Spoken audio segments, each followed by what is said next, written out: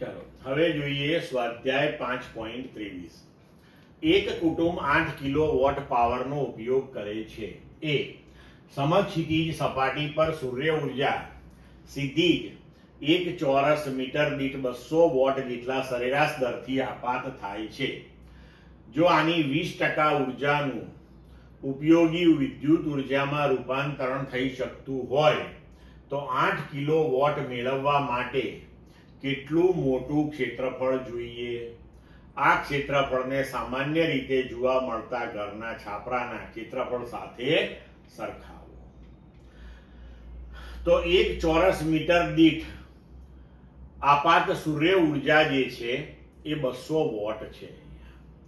તેના 20% નું વિદ્યુત ઉર્જામાં રૂપાંતરણ થાય છે.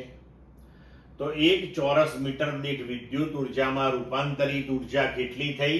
200 ના 20%. એટલે 20 ભાગ્યા 100 ગુણ્યા 200 બરાબર 40 વોટ પ્રતિ મીટર સ્ક્વેર આપણને વિદ્યુત ઉર્જા અહીંયા પ્રાપ્ત થઈ રહી છે. હવે આપણી જરૂરિયાત છે 8 કિલોવોટ પાવરની, બરોબર છે?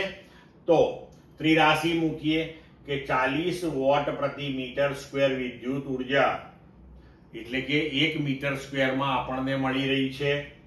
તો 8000 વોટ એ કેટલા ક્ષેત્રફળમાં મળશે?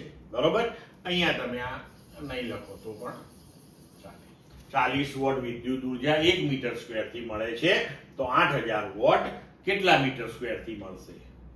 તો જરૂરી ક્ષેત્રફળ બરાબર 8000 ભાગ્યા 40 બરાબર 200 મીટર સ્ક્વેર.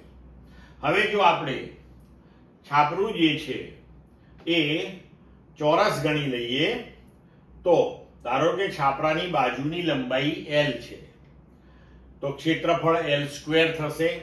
તો L સ્ક્વેર બરાબર 200, તો L બરાબર 10√2 મીટર, એટલે કે L બરાબર 14.14 મીટર જેટલું થાય.